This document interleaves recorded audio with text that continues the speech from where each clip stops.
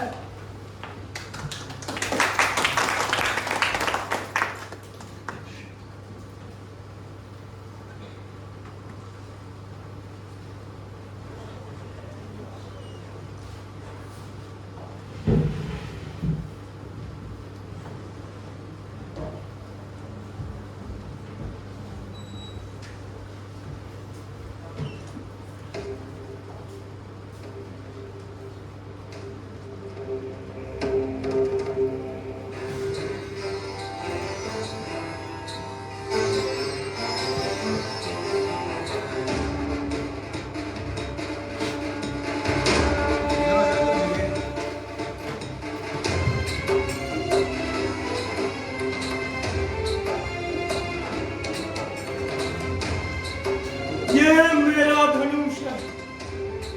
धनुष अश्वत्थामा का,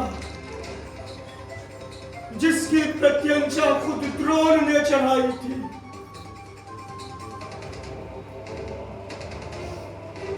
आज जब मैंने दुर्योधन को देखा, निशस्त्र, दीन, आंखों में आंसू भरे, मैंने मरोड़ दिया अपने इस धनुष को।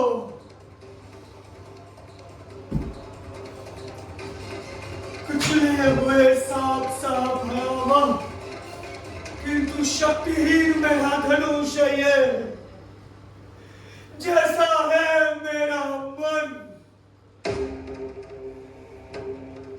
किसके बल पर लूंगा मैं आप प्रतिशोध, पिता की निर्मम हत्या का। वन में, भयानक इस वन में भी भूल नहीं पाता हूं मैं। कैसे सुनकर युधिष्ठिर की घोषणा कि अश्वत्थामा मारा गया, अश्वत्थामा मारा गया।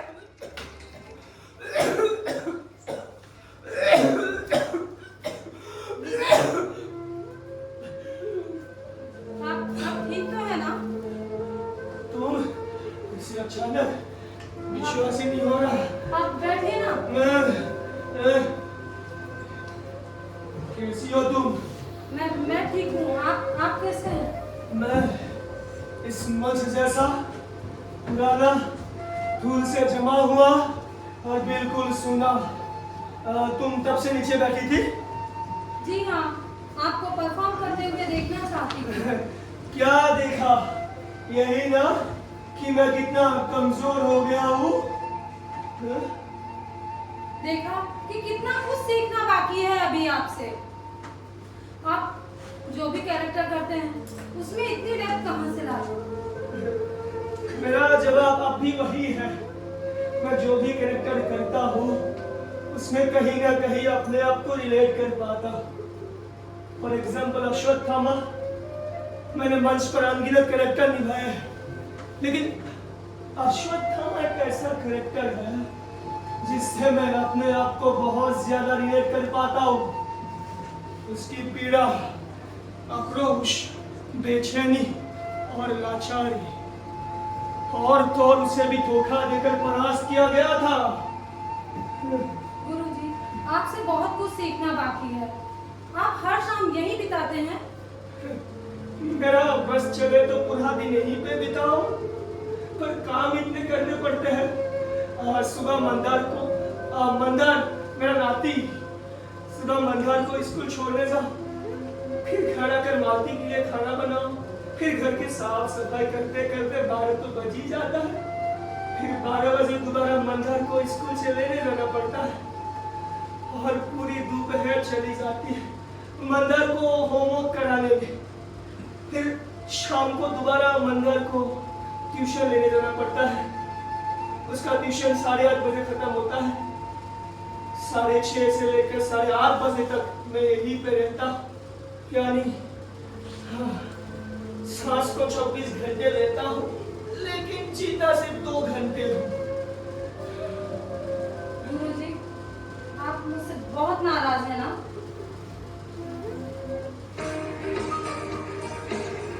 मैं आती हूँ।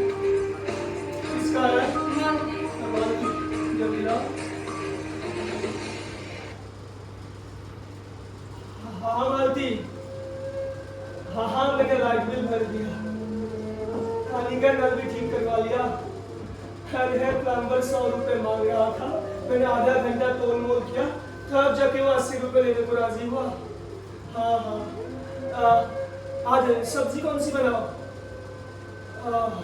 भिंडी, हाँ ठीक है।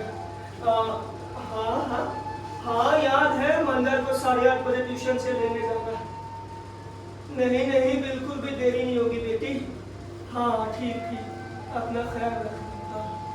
गुरुजी, आपने ये सब नाटक अब भी संभाल के रखे हैं? ये कहना बेहतर होगा कि नाटकों ने मुझे संभाल के रखा, वरना पता नहीं मेरा क्या हो जाता। पगला घोड़ा है बदन, सूर्य की अंतिम किरण से लेकर सूर्य की पहली किरण तक आधे अधूरे। कुछ याद आया गुरुजी? कैसे भूल सकता हूँ हमारी पहली मुलाकात।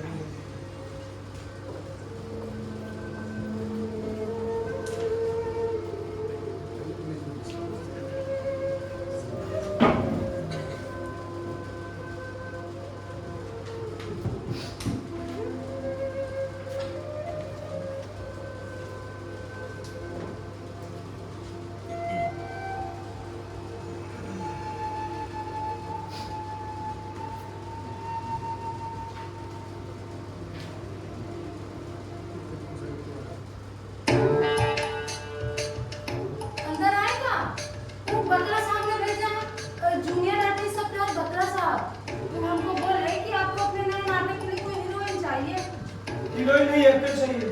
हाँ वही, अंदर आ जाए। तुम्हें बत्रा ने नहीं बताया कि मैं वक्त का कितना पाबंद हूँ? हाँ बताया तो था, लेकिन वो कहा है ना कि हमने दोस्त फुलझड़ी यादव आज उसका जन्मदिन है, वो हमने यहाँ की हमने कहाँ वाली है। हमको बोले कि वो भी जूनियर आर्टिस्ट बा, हमको बोले कि आज हमरा वो बा, वो का कहते हैं उसको, हाँ रिहर्सल बा, तो हमको बोली रिहर्सल तो रोज होता रहेगा, लेकिन दोस्त का जन्मदिन तो रोज ना होगा, इसलिए हमको देरी हो गई। इससे पहले कभी नाटक किया है? हाँ किया है ना, तो गांव की रामलीला टोली में बानर सेना का हिस्सा बने थे। बोलो सियापति रामचंद्र की जय। रहती कहाँ? दादा रेस्ट में एक पीजी रूम था, वहीं रहते हैं 6 लड़कियों के साथ।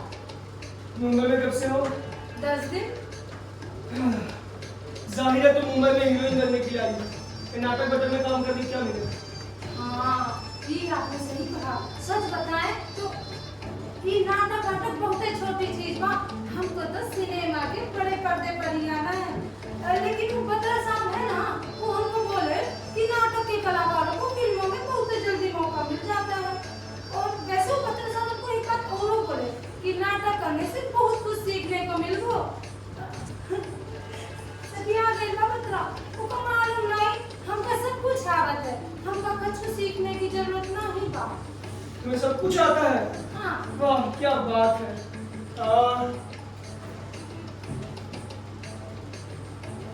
पढ़ो। ये क्या है? कॉन्ट्रैक्ट है का? मैं पढ़ना था, लाइए कलम ताकि साइन कर दूं। ये नाटक की स्क्रिप्ट है जिसे तुम नीचे बैठकर पढ़ोगी, और आवाज बड़ी रखना, ये थिएटर है तुम्हारा सिनेमा नहीं। पढ़ो। नीचे बैठे? हाँ नीचे बैठ के पढ़ो।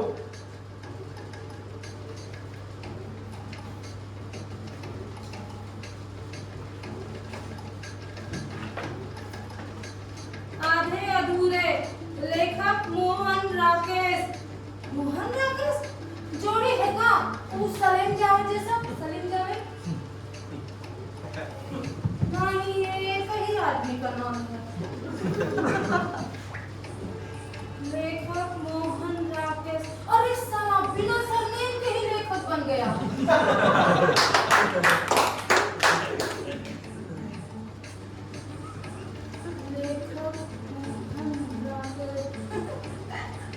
ऐसे नाम आधे अधूरे हैं, इसीलिए ऐसे आधे अधूरे नाटक लिखता है का। ऐसे मत भूलिए, पढ़ते हैं भाई, पढ़ते हैं।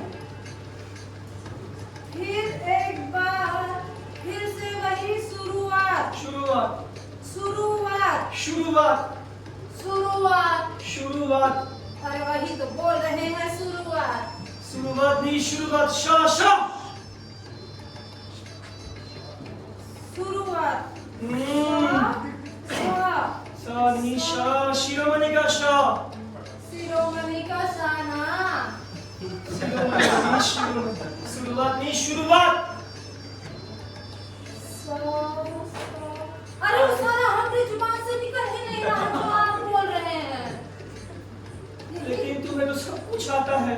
हाँ। तो फिर आगे बढ़ो। मैं नहीं जानती कि आप उसे क्या आशा कर रहे It's हैं। not आशा, it's आशा। आशा। तुम दोबारा वही गलती कर रही हो। बोलो शा बोलो। आशा आशा। मैं जानता हूँ तुम नाटक कर रही हो। तुम्हें तो सब कुछ आता है। तो फिर बोलो शा बोलो शा शा। सा हाँ, सा और शा का फर्क पता नहीं चला। मुरारी जी बन गए। चलो पढ़ो, आगे पढ़ो। मैं नहीं जानती कि हाँ। आवाज क्यों धीमी होगी रामलाल? मैं नहीं जानती कि आप उससे क्या आशा कर रहे हैं कि मैं कौन हूँ। हूँ नहीं, हूँ। ऊपर बिंदियों की ध्यान से देखो। नजर वाला हूँ। मैं नहीं जानती कि आप मुझसे क्या हुआ? पसीने को छूटने लगे। तुम्हें तो सब कुछ आता है। तो फिर आगे बढ़ो। मैं नहीं जानती कि आप बेस बेस मंद्र सप्तक। अरे अब का होता है। तुम्हें तो सब कुछ आता है। तो फिर आगे बढ़ो। पढ़ो। हम कहीं आवत है। क्या? जरा जोर से बोलो, सुनाई नहीं दिया। हम नहीं आवत है, कुछ नहीं आवत है। हाँ, माफ करना बेटी, मुझे तुम्हें नीचा दिखाने का कोई इरादा नहीं। यकीन मान, मैं तो बस तुम्हें समझाना चाहता था कि घमंड में चश्मे को उतारोगे नहीं तो हर जगह भ्रम ही दिखाई देगा।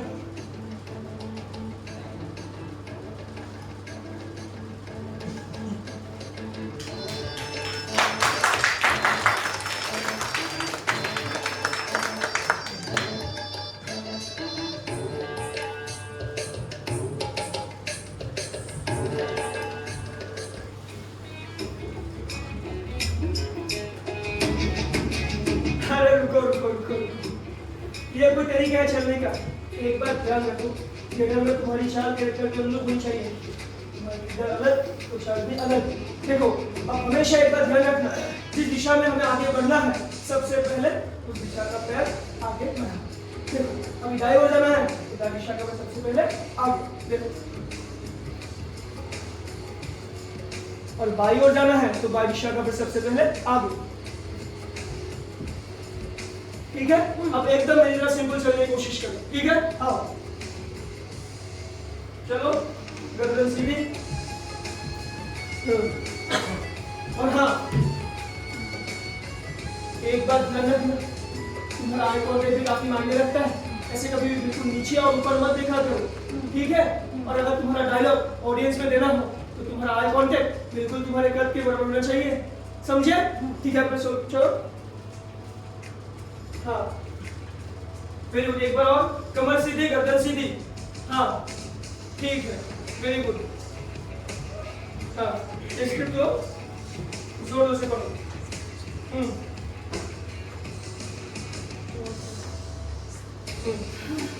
आज बहुत तेज बारिश हो रही है। बेटी बारिश। बारिश। देखो, श बोलो, श। श के उच्चारण करते वक्त मुंह से हवा छोड़नी चाहिए। कैसे? करो करो करो। करो करो करो। हाँ एक बार और, एक बार। हाँ वेरी गुड, अब करो, आगे बढ़ो, आगे बढ़ो। हाँ पढ़ो। आज बहुत तेज बारिश हो रही है। हाँ। मैं छाता लाना भूल गई। Very good. फिर एक बार फिर से वही शुरुआत। Very good. अब आगे बढ़ो, लेकिन जोर जोर से पढ़ो। जोर से? हाँ जोर से पढ़ो। तुम कहाँ जा रहे हो? मैं तुम्हारे बिना नहीं। माना कि मैंने कहा कि तुम्हारी आवाज आखिरी रोक तक पहुंचनी चाहिए, लेकिन पहले रोल वालों को लिहाज करो, उनके तो कान में पर्दे फट जाएंगे, तुम मुझे चिल्लाओगे। देखो अभिनय में दो चीजें बहुत जरूरी है, वेरिएशन और कॉन्ट्रीब्यूशन। अगर एक ही सुर में डायलॉग बोलोगे तो ऑडियंस बोर हो जाएगी, इसलिए वेरिएशन देना सीखो। अब देखो मैं एक ही डायलॉग को अलग अलग तरीके से बोल के कैसे इंटरेस्टिंग बनाता हूँ। डायलॉग क्या है, बोलो। तुम कहाँ जा रहे हो? तुम कहाँ जा रहे हो? देखो इसे गुस्से में बोलना है तो कैसे बोलेंगे? तुम कहाँ जा रहे हो? रोक के बोलना है तो कैसे बोलेंगे? तुम कहाँ जा रहे हो? डर के बोलना है तो कैसे बोलेंगे? तुम कहाँ जा रहे हो? हे! अगर मस्ती में बोलना है तो कैसे बोलेंगे? तुम कहाँ जा रहे हो? देखा एक ही डायलॉग को अलग अलग तरीके से बोल के इंटरेस्टिंग बना जा सकते हैं। अब तुम करके दिखा मुझे, गुस्से में बोलो। तुम कहाँ जा रहे हो? हाँ रोक के बोलो। तुम कहाँ जा रहे हो? हाँ डर के बोलो। तुम कहाँ जा रहे हो? हाँ मस्ती में बोलो। तुम कहाँ जा रहे हो? हाँ वेरी गुड, वेरी गुड। अब दूसरी बहुत ही जरूरी चीज है वॉइस मॉड्यूलेशन। ठीक है, एक बात हमेशा ध्यान रखना, थिएटर में तुम्हारे गले का नहीं पेट का इस्तेमाल होता है आवाज निकालने के लिए। ठीक है, अगर लंबी सांस भरो और डायलॉग बोलो। तुम कहाँ जा रहे हो? हाँ, तुम कहाँ जा रहे हो? तुम कहाँ जा रहे हो? तो करो। तुम कहाँ जा रहे हो? वेरी गुड, ठीक है। अब हम थोड़ा सा एक्सरसाइज करेंगे, ये मुझे दो। हाँ अब हम करेंगे एक्सरसाइज। कैसा?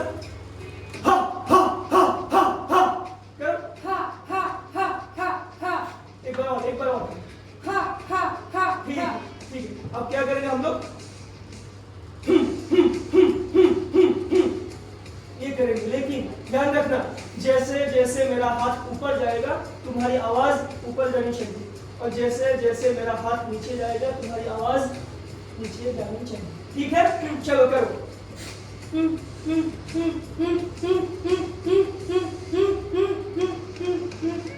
हाँ एक बार और, एक बार और, एक बार और। हाँ very good, very good, very good. ठीक है, अब हम थोड़ा सा ओम का उच्चारण करेंगे। ठीक है, बैठो। बैठो। कमर सीधी, गर्दन सीधी। ठीक है, आंखें बंद।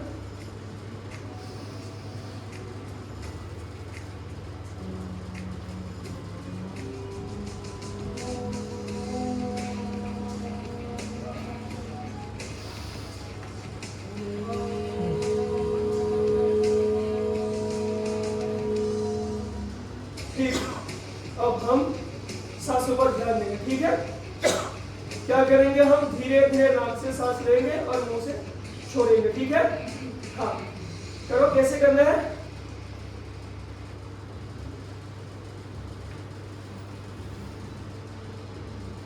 सिर्फ सांसों पर ध्यान देना है, मन में कोई चिंता भाव दुख कुछ नहीं होना चाहिए, सिर्फ सांसों पर ध्यान देना है। करो।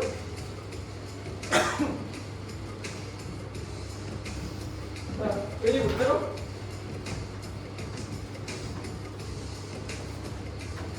वेरी गुड, करो।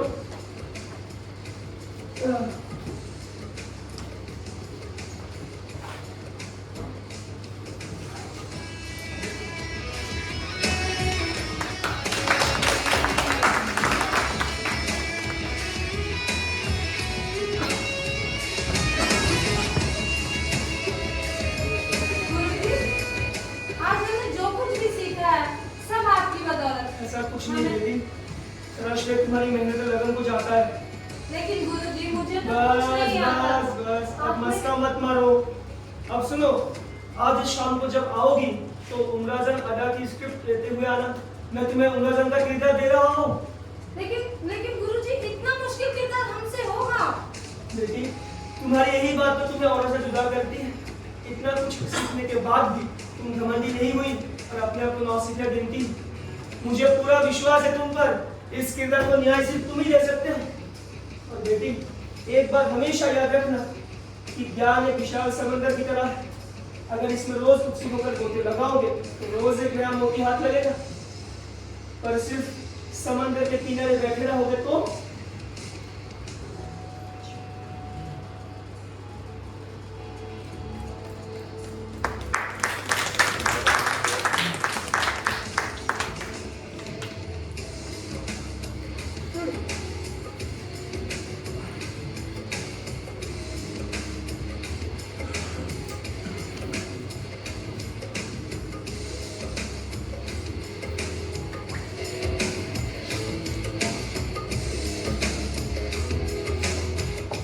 तो रेत और पत्थर ही नसीब होंगे।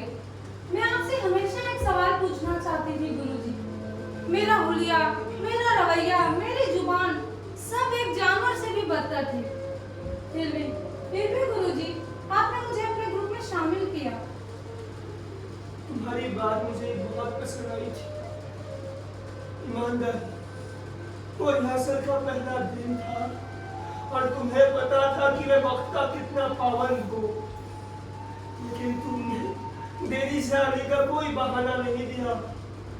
तुम्हारी जगह कोई और होती तो पहले इंप्रेशन अच्छी रहे इसी डर से बहाना बना देती। लेकिन तुमने बिना पलक झपकाए सच कह दिया। ईमानदारी और साहस, कलाकार अगर इमारत है तो ईमानदारी और साहस उस इमारत के ऐसे दो स्तंभ है जिसके बिना इमारत तिनकों में बिखर जाती है। आप मेरी फिल्में देखते हैं?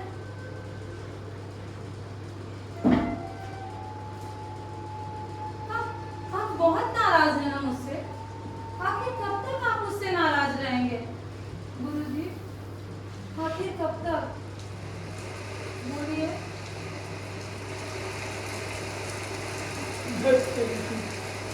रोज छाता लेकर आता हूँ तो बारिश की एक बूंद भी नहीं बरसती और आज छाता लाना भूल गया तो इतनी तेज बारिश।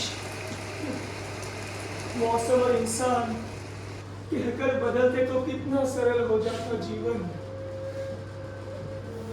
मुझे नहीं लगता मैंने उस दिन जो किया था गलत किया था। तुम जब भी झूठ बोलती थी अपनी नाक से लाती थी यूं। मैं सच कह रही हूँ। I don't regret my decision at all. Good, very good. आप बहुत नाराज हैं ना मुझसे? ऐसा कुछ नहीं है। आप जब भी झूठ बोलते थे आप अपनी आईब्रो बुझाते थे यूं। यानी हम दोनों एक दूसरे से झूठ बोल रहे हैं, एक दूसरे को अंधेरे में ढकेल रहे हैं। लेकिन आज मैं जब तक सच्चाई जान नहीं जाती तब तक मैं कहीं नहीं जाने वाली गुरुजी, और न ही कहीं आपको जाने दूंगी। समझे आप? कहीं नहीं जाने दूंगी, नहीं जाने दूंगी मैं आपको।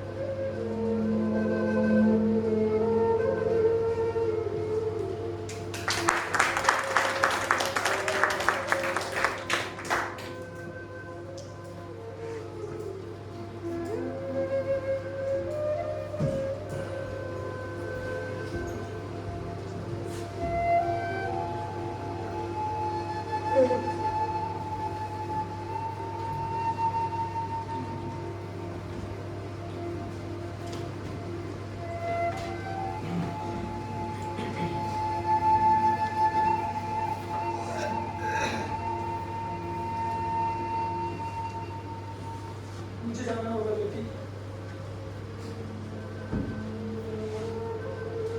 नहीं पापा, मैं आपको और कहीं नहीं जाने दूंगी। मुझे जाना होगा बेटी। नहीं पापा, please, it's my birthday today. बेटी, अगले महीने शो है और जो लड़की उम्र जो अदा का किरदार कर रही है वो बिल्कुल नहीं है। काफी सारी पॉलिशिंग करवाना बाकी है उस पर। पापा, जिस उत्साह के साथ आप अपने नाटकों को पॉलिश करते हैं, काश उतने उत्साह के साथ आप अपने रिश्तों को पॉलिश कर पाते। आखिर तुम चाहती क्या हो बोलो? पापा, सिर्फ एक दिन के लिए आप डायरेक्टर का लिबास उतारकर पिता का लिबास नहीं पहन सकते। बेटी, एक दिन तुम्हारी माँ ने भी ऐसे ही जिद की थी। वो हमारी शादी की पहली सालगिरह थी और तुम्हारी माँ की जिद की वजह से मैं रिहर्सल पर नहीं गया। हम होटल में गए, दोस्तों को बुलाया और धूमधाम से सेलिब्रेशन किया। लेकिन सेलिब्रेशन के दौरान मुझे पता चला कि गुरुजी के बेटे और बहू की कार एक्सीडेंट में मौत हो गई। फिर भी वो रिहर्सल पर मौजूद थे। मैं स्तब्ध रह गया कि उनकी दुनिया उजड़ गई थी, फिर भी वो रिहर्सल पर मौजूद थे और मैं सिर्फ अपनी शादी की सालगिरह की वजह से रिहर्सल पर नहीं गया। उस दिन से तय कर लिया, चाहे कुछ भी हो जाए, मैं अपनी निजी जिंदगी का साया तक नहीं पड़ने दूंगा थिएटर पर। पापा, आपके निजी जिंदगी का साया तक नहीं पड़ता आपके थिएटर पर, लेकिन आपके थिएटर का साया आपके निजी जिंदगी पर पड़ता है, उसका क्या? बेटी, तुम समझती क्यों नहीं हो? वो सारे बच्चे नए हैं, अगर मैं ही लापरवाह हो जाऊं तो उन लोगों पर गलत छाप नहीं पड़ेगी बेटी? क्या उन लोगों को गलत सबक नहीं मिलेगा? और यही सबक को अपने आने वाली पीढ़ी को देंगे और आने वाली पीढ़ी अपने आने वाली पीढ़ी को देंगे, और ऐसा ही चलता रहा तो थिएटर का भविष्य कभी सुनहरा नहीं होगा बेटी। पापा, आपको थिएटर के भविष्य की फिक्र है, बेटी के वर्तमान की कुछ नहीं पड़ी। बेटी, अंग्रेजी में कहावत है, What cannot be cured must be endured। मेरा इंतजार मत करना, सो जाना बेटी, मुझे आने में देर होगी। पापा, पापा, पापा, लौट आए पापा। अंग्रेजी में एक कहावत और भी है, बेटर लेट देन नेवर। लौट आइए पापा, लौट आइए, लौट आइए ना पापा।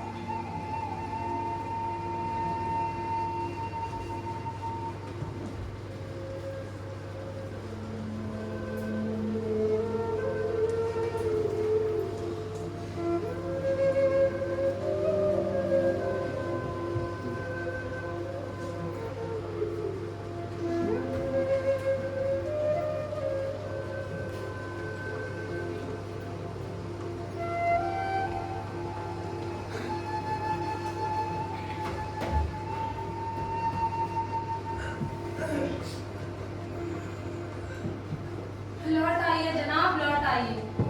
खटखटाना बेकार है। मुझे पता था आप मेरा सवाल टालेंगे, इसलिए मैंने मेरे बॉडीगार्ड से पहले ही कह दिया था कि जैसे ही नट सम्राट महाशय मंच पर प्रवेश करे, हॉल को बाहर से ताला लगा देना और तब तक मत खोलना जब तक मैं इशारा न करूं। और जाहिर सी बात है, मैं इशारा तब तक नहीं करूंगी जब तक आप मेरे सवाल का जवाब नहीं दे देते। नहीं, तुम ऐसा नहीं कर सकती मेरे साथ। तुम मुझे ऐसे कैद करके नहीं रख सकती। दरवाजा खुलवाओ, दरवाजा खुलवाओ, मैं तुमसे बात कर रहा हूँ। दरवाजा खुलवाओ, ये कैसा पागलपन है तुम्हारा? दरवाजा खुलवाओ, दरवाजा खुलवाओ। 2 मिनट में दिमाग फटने लगा आपका। 10 साल से कैद हूँ मैं, जंजीर बनकर जकड़ रखा है इस सवाल ने कि आखिर ऐसा कौन सा गुनाह मैंने कर दिया था जिसकी वजह से आज तक आप मुझसे खफा हैं। वैसे इस वक्त हम दोनों कैद हैं। आपकी कैद जिस्मानी है और मेरी कैद दिमागी, और दिमागी कैद बहुत खतरनाक होती है। जिस्मानी कैद में तो आपको एक काल कोठरी में बंद किया जाता है, और दिमागी कैद में तो पूरी दुनिया ही काल कोठरी बन जाती है, कहीं सुकून नहीं मिलता। छुटकारा चाहती हूँ मैं, छुटकारा चाहती हूँ मैं आपकी इस कैद से। आप मुझे रिहा कर दीजिए, मैं आपको रिहा कर दूंगी। रिहा चाहिए तुम्हें? तुम्हें पता है मंदिर का ट्यूशन कहाँ है? बहराम बाग के बगल में एक बहुत ही पुरानी और झुकी हुई इमारत है, 4 माले की, धीरज अपार्टमेंट। 4थे माले पर मंदिर का ट्यूशन है। शुरू में मंदिर की उंगली थाम कर 4 माला चढ़ जाता था, लेकिन 4था माला आते आते मेरे घुटने जवाब दे देते थे।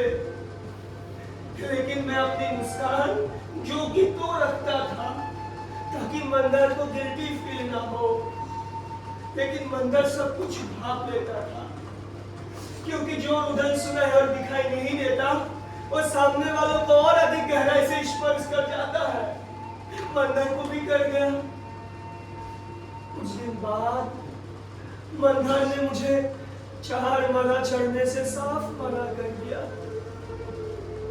अब वो अकेला 4 माला चढ़कर ट्यूशन पहुंचता है, और ट्यूशन टीचर के बालकनी पहुंचकर मुझे गुड बाय करता है। Goodbye, kind of confirmation that I have reached safely. लेकिन जब वो 4 माला चढ़कर ट्यूशन पहुंचता है, तुम्हें पता है तब तक मैं क्या करता हूँ? टकटकी बांधकर एक टक सीढ़ी को देखता रहता, एक टक, और सोचता हूँ जो लोग इस सीढ़ी का इस्तेमाल करते हैं उनके लिए सीढ़ी क्या है? एक निर्जीव ढांचा जिस पर पैर रौंदकर वो अपने मंजिल तक पहुंचते हैं और पीछे मुड़कर देखते तक नहीं। No emotional connection at all. Building में लिफ्ट नहीं है, इसका मतलब लोग सीढ़ी का इस्तेमाल राजी खुशी नहीं बल्कि इसलिए करते हैं क्योंकि कोई जरिया नहीं है मंजिल तक पहुंचने का। ये सब सोचने के बाद सबसे पहले तुम्हारी तस्वीर मेरे दिमाग में आ गई। तुमने भी थिएटर का इस्तेमाल सीढ़ी की तरह किया, राजी खुशी नहीं बल्कि इसलिए क्योंकि कोई जरिया नहीं था। हाँ, थिएटर तुम्हारे लिए सीढ़ी थी जिस पर पैर रखते वक्त कोई उसकी पवित्रता और भावनाओं के बारे में नहीं सोचता। ज़हन में होती है सिर्फ मंजिल, और एक बार मंजिल पहुंच जाए फिर उस सीढ़ी से हमेशा के लिए मुंह मोड़ लिया जाता है। हमेशा के लिए, हमेशा के लिए।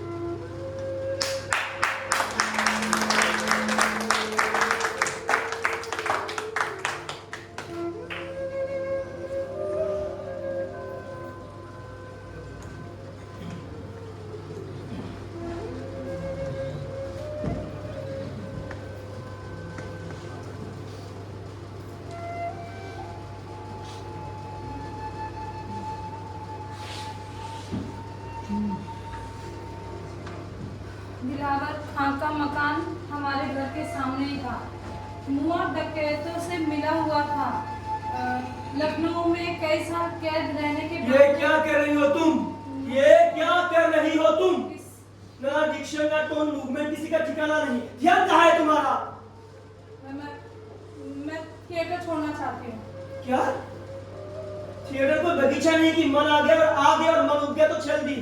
थिएटर की तुलना फौजी समुदाय से की गई है क्योंकि थिएटर में अंदर संपूर्ण आत्मसमर्पण, निस्वार्थ और बलिदान ये सिद्धांत मैं पहले नहीं समझा था। मैंने आपके साथ कोई कॉन्ट्रैक्ट नहीं साइन किया, इसलिए आप मुझे जबरदस्ती नहीं रोक सकते। देखो, ये भाषा तुम्हारी नहीं है, जरूर तुमको किसी ने उकसाया है। मैं कोई खिलौना नहीं हूँ कि कोई चाबी भरे और मैं नाचूं। तो एक दिन में कहा कैसे पलट गई? कल तक तो ठीक है तुम। तो कौन सा आसमान टूट पड़ेगा अगर आपका एक मजदूर कम हो जाएगा तो? मजदूर? हाँ, हम सब मजदूर ही तो हैं जो आपकी महत्वाकांक्षा का बोझ उठाते हैं। पर इतना शोषण तो कोई किसी मजदूर का भी नहीं करता। ये कैसी उलझुल बातें कर रही हो तुम? हाँ, मेरी बातें तो आपको उलझुल लगेंगी ही गुरुजी, क्योंकि आपके कानों को चापलूसी की आदत जो पड़ चुकी है। आप जितना ज्ञानी कोई है ही नहीं। आप महान है गुरुजी, महान। My foot. देखो, मैं तुम्हारे रगरग से वाकिफ हूँ। ये हालत तुम्हारे नहीं है, जरूर तुमको किसी ने भड़काया होगा। कितना विश्वास है ना आपको, कितना विश्वास है आपको कि मैं इतनी आत्मनिर्भर हो ही नहीं सकती कि मेरे अपने निजी ख्यालात भी हो सके। बस तानाशाही करनी है आपको। नियमों की गंध इतनी फैला रखी है कि सांस लेना भी मुश्किल हो जाता है। सिर्फ वही नाटक पढ़ो, सिर्फ वही नाटक पढ़ो जिसे मैं सुझाव करता हूँ। सिर्फ वही गाने सुनो जिसे मैं सुझाव करता हूँ। सिर्फ वही लिटरेचर पढ़ो जिसे मैं सुझाव करता हूँ। और मेरे सामने फिल्मों का नाम लेना भी मना है। और आपके रिडिकुलस एक्सपेक्टेशंस बॉलीवुड और टेलीविजन इंडस्ट्री से जबरदस्ती नफरत करो। रिहर्सल के घंटों बाद तक किसी फिल्मी एक्टर की खिल्ली उड़ाओ और किसी थिएटर महारथी की गाथा गाओ। कठपुतलियां सही दिशा में अगर हमने कदम नहीं बढ़ाया तो आप दौड़ खींचेंगे और तुरंत दूसरी दिशा में पहुंचा देंगे। मैं जानता हूं, अब मेरा रवैया तुम लोगों को कभी कभी वाहियात लगता है। एक बात कहूं, मैं भी सोचता हूं कि तुम लोगों को ऐसे बांध कर ना रखो, लेकिन मैं तुम लोगों को ऐसे कैसे खुला छोड़ दूं? मैंने अपने जिंदगी के बहुत समय गलतियां करने और उसे सुधारने में तो गंवा दिया। हमें भी गलतियां करने दीजिए ना, वो गलतियां हैं इसका पता हमें भी चलने दीजिए ना। आप घर से पैसे चुराकर मुंबई आए थे, 5 साल आपने दारू और कोकेन में बर्बाद किए, शादीशुदा होने के बावजूद आपने दूसरी शादी की, सब कर गुजरने के बाद आपने फकीरी अपनाई, और हमें गलतियां तक करने की छूट नहीं और नहीं झेल सकती मैं आपको। अरे मेरी बात तो सुनो, अरे मेरी बात तो सुनो, अरे मेरी बात तो सुनो, मेरी बात तो सुनो।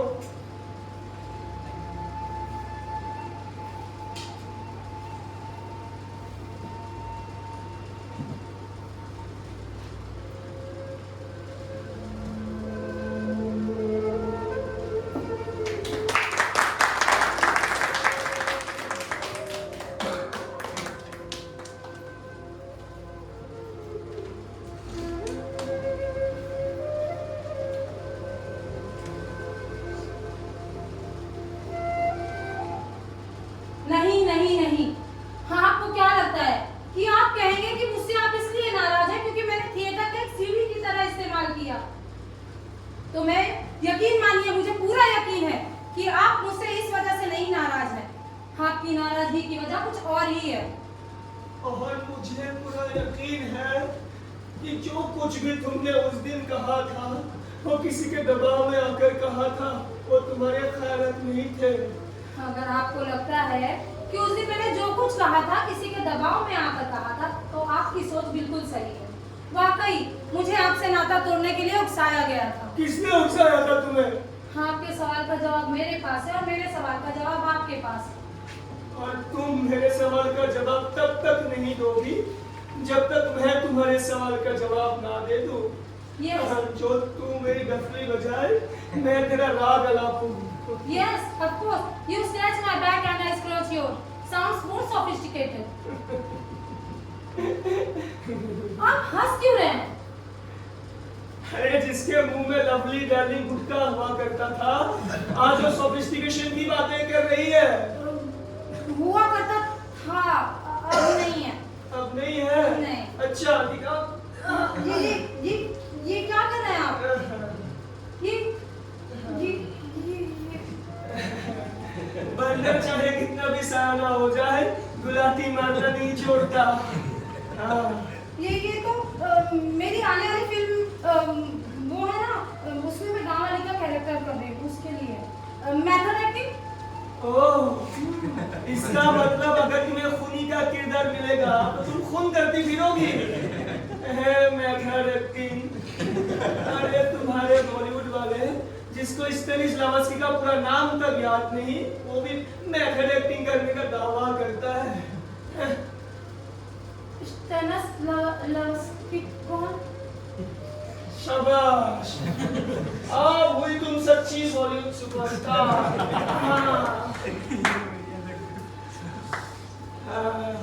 इतने सालों बाद भी आपकी राय इंडस्ट्री को लेकर नहीं बदली ना? अब तो मेरी राय और मजबूत हो चुकी है ये सब देख के। लेकिन चाहे जो भी हो, आपको एक चीज तो जरूर माननी होगी, एक चीज को आप ठुकरा नहीं सकते, चाहे थोड़ी ही सही, बट इंडस्ट्री ने तरक्की तो की है। थोड़ी क्यों, बहुत तरक्की की है। पहले तो सिर्फ स्टोरी बाहर से उठाते थे, अब तो story, screen play, dialogues, actors, music सब कुछ बाहर से उठाते हैं। और अगर ऐसे फिल्म बनाते रहे तो एक दिन ऑडियंस भी बाहर से उठानी पड़ेगी। और अगर हिंदुस्तानी ऑडियंस को मीडियोक्रिटी की आदत पड़ चुकी है, इसका जिम्मेदार सिर्फ और सिर्फ तुम्हारा बॉलीवुड है। ताली एक हाथ से नहीं बजती, जितना कसूर इंडस्ट्री का है उतना ही कसूर ऑडियंस का है। दर्शक ऐसी फिल्में, हम मसाला फिल्में इसलिए बनाते हैं क्योंकि दर्शक उन्हें देखने आते हैं, और दर्शक अगर ऐसी फिल्मों को बॉयकॉट करना शुरू कर दें तो हमें झक मार के अच्छी फिल्में बनानी पड़ेगी। और किसी भी देश में कला का स्तर ऑडियंस पर निर्भर करता है, कलाकार पर नहीं।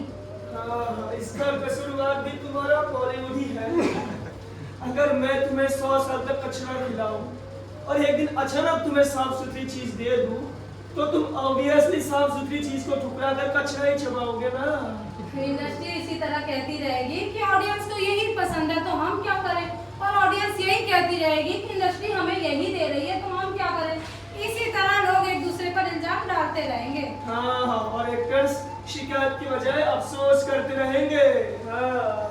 शिकायत से याद आया, हाँ आपको मुझसे क्या शिकायत है? ये हम किस चीज के डिस्कशन में लग गए? टॉपिक चेंज करना तो कोई आपसे सीखे। पहले तुम मुझे बताओ कि तुम्हें किसने उकसाया था, उसके बाद मैं तुम्हारे सवाल का जवाब दूंगा। बहस करके वक्त बर्बाद करने की और एक नाकाम कोशिश, लेकिन मैं वक्त बर्बाद नहीं करूंगी। आप जानना चाहते हैं ना कि उस दिन मुझे किसने उकसाया था आपसे नाता तोड़ने के लिए? तो सुनिए।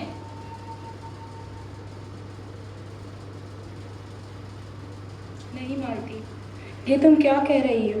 मैंने जो कुछ भी सीखा है उनसे सीखा है, और तुम चाहती हो कि मैं उन्हें धोखा दे दूं।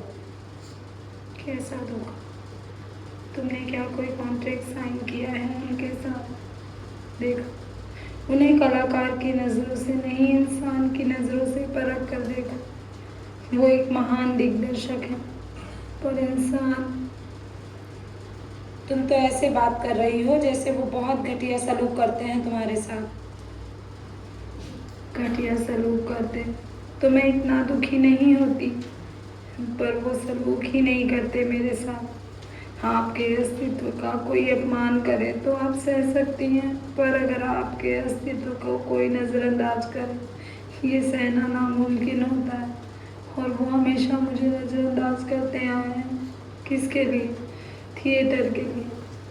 पर तुम चाहो तो वो एक अच्छे इंसान बन सकते हैं। उन्हें सबसे ज़्यादा लगाव तुमसे है। तुम अगर उन्हें धोखा दोगे तो वो ये सदमा नहीं झेल पाएंगे, और शायद थिएटर छोड़ देंगे। प्लीज़, वरना मैं मर जाऊंगी। प्लीज़ मुझे मेरे पापा लौटा दो, प्लीज़। मिल गया आपको आपके सवाल का जवाब। अब आप मुझे मेरे सवाल का जवाब दे दीजिए।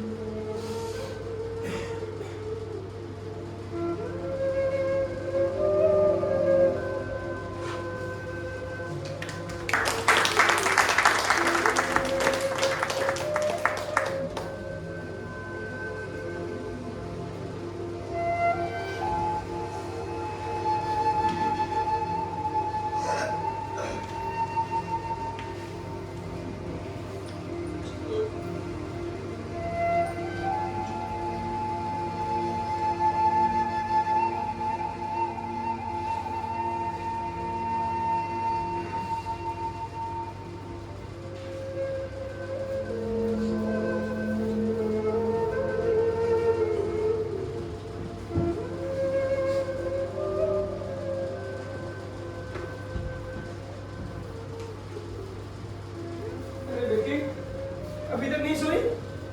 पापा, नींद ही नहीं आ रही है। महाराष्ट्र के बेस्ट कॉलेज केएल कॉलेज में मेरा एडमिशन होगा। एक्साइटमेंट इतनी है कि मैं बता ही नहीं सकती। लेकिन वो तुमसे कुछ कहना था मुझे। पापा, कॉलेज पुणे में हुआ तो क्या हुआ? मैं आपसे हर वीकेंड पे मिलने आऊंगी ना पापा। पता है पापा, उस कॉलेज का कट ऑफ पिछले साल 92% था। मैं बहुत मेहनत करूंगी पापा। वैसे भी सबसे ज्यादा टेंशन तो पैसों का था, जिसका बंदोबस्त आपने कर दिया। थैंक यू पापा, थैंक यू। बेटी, वो पैसे मैंने किसी जरूरतमंद को दे चुका हूँ। किसे पापा? पापा, कह दो कि ये झूठ है पापा। पापा, पापा मेरे सपने, पापा मेरी जिंदगी का सवाल है ये। पापा। बेटी, वहाँ भी किसी की जिंदगी का सवाल था। पापा किसकी? पापा मेरे सपने, मेरी जिंदगी सब खत्म हो जाएगा पापा। पापा कह दो कि ये झूठ है पापा। पापा, पापा।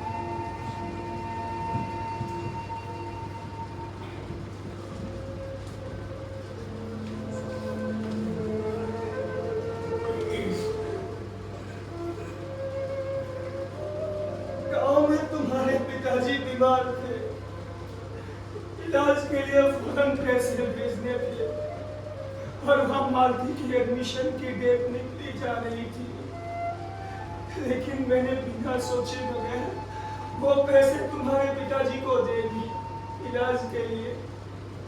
लेकिन इतना कुछ करने के बाद भी तुमने मेरा साथ छोड़ा, इसलिए मैं तुमसे नाराज था। लेकिन मुझे नहीं पता था कि मेरी ही बेटी ने तुम्हें उकसाया था मुझसे नाता तोड़ने के लिए। मेरे लिए आपने अपनी बेटी के सपनों की कुर्बानी दी गुरुजी।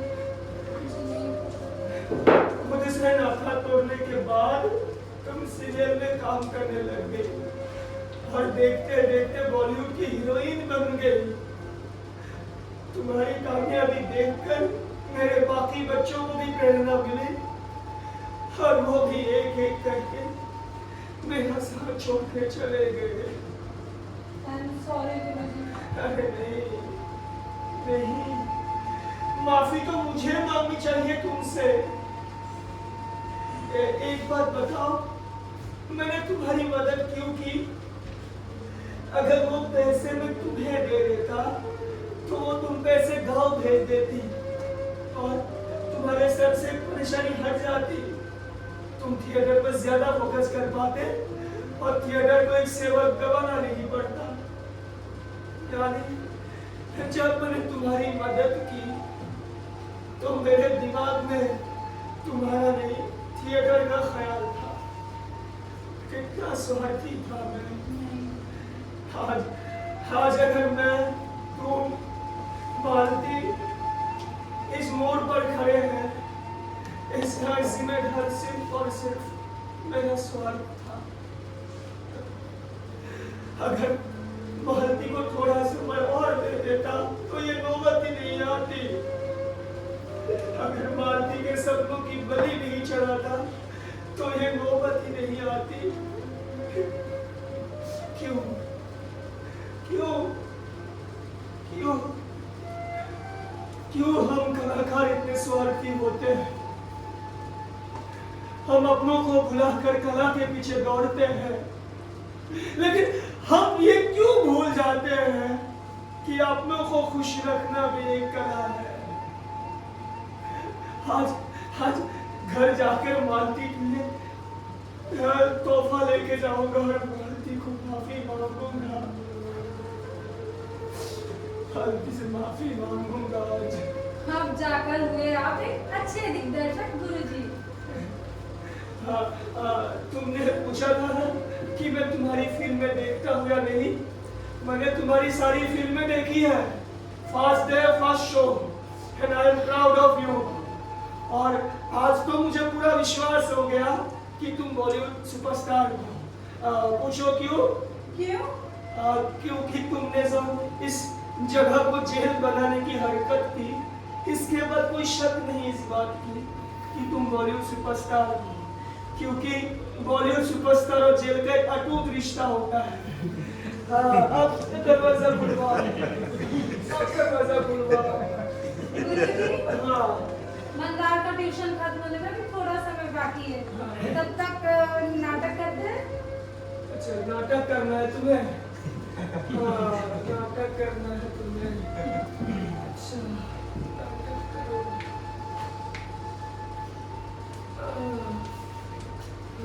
नाटक।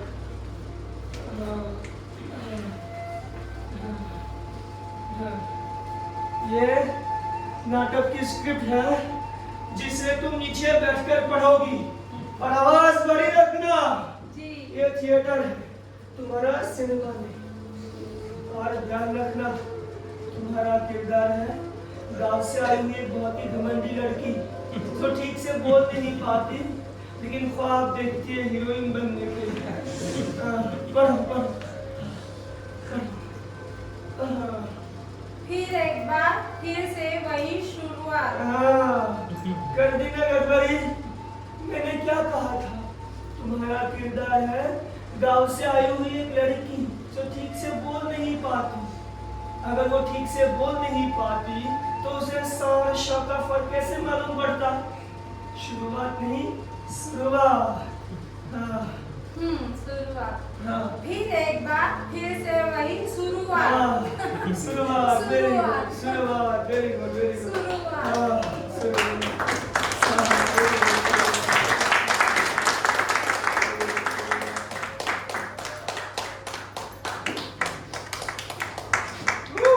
बहुत बढ़िया बहुत बढ़िया।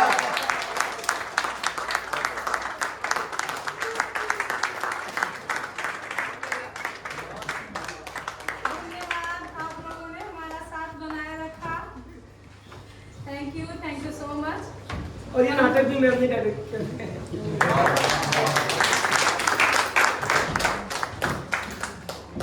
आरएम थिएटर ग्रुप की तरफ से आप सभी को थैंक यू। हमारे सारे कलाकारों की ओर से मैं थैंक यू बोल रही हूँ।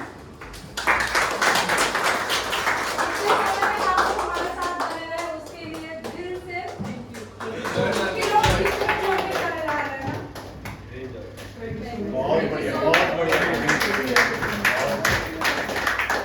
आरएम थिएटर ग्रुप अभी स्टार्ट करके हमें 2 महीने ही हुए हैं, ज़्यादा समय नहीं हुआ है।